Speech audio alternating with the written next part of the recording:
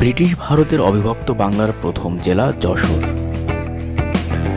বাংলাদেশের স্বাধীনতা যুদ্ধে প্রথম স্বাধীন হওয়ার গৌরব বুকে নিয়ে দাঁড়িয়ে আছে এই যশোর জেলা। 1555 খ্রিস্টাব্দে বর্তমান যশোর, খুলনা, কুষ্টিয়া, বনগাঁ এবং ফরিদপুরের কিছু অংশ নিয়ে প্রতিষ্ঠিত হয় যশোর রাজ্য।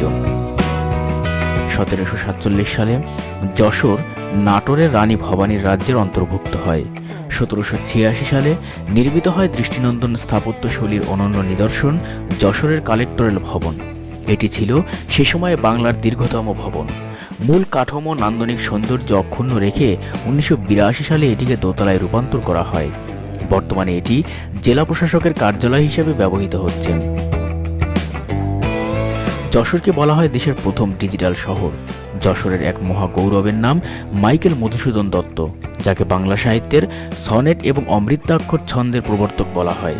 তিনিই প্রথম বাংলা ভাষার মহাকাব্যের রচয়িতা।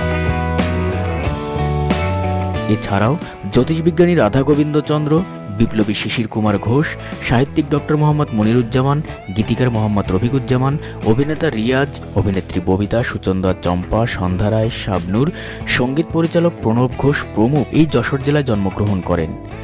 যশোর সবজি চাষের জন্য অনেক আগে থেকেই বিখ্যাত হলেও স্বাধীনতার পর এর সাথে যুক্ত হয়েছে ফুলের চাষ। বাংলাদেশের প্রধানতম আন্তর্জাতিক স্থলবন্দর বেনাপোল বন্দর এই যশোর জেলার শার্শা উপজেলায় অবস্থিত। বাংলাদেশ ও ভারতের মধ্যকার বাণিজ্যের 90% সম্পাদিত হয় এই বন্দরের মাধ্যমে।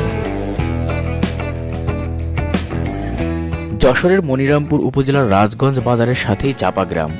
ঝাপা বাওর হওয়ায় অনেকদিন ধরে গ্রামবাসীকে নৌকা পার হয়ে রাজগঞ্জ বাজারে আসতে হতো। তাই গ্রামবাসীর দুর্ভোগ লাঘবে ঝাপা গ্রাম উন্নয়ন ফাউন্ডেশন নামের সংগঠনের সদস্যদের স্বেচ্ছাশ্রম ও নিজেদের অর্থায়নে প্রায় 50 লক্ষ টাকা ব্যয়ে অসম্ভবকে সম্ভব করে নির্মিত হয়েছে দেশের একমাত্র ভাসমান সেতু, যা ইতিমধ্যেই অনেকের দৃষ্টি কেড়েছে। 1300 ফুট দৈর্ঘ্য ভাসমান সেতুটি তৈরিতে ব্যবহার করা হয়েছে প্লাস্টিকের ব্যারেল ও লোহার শিট।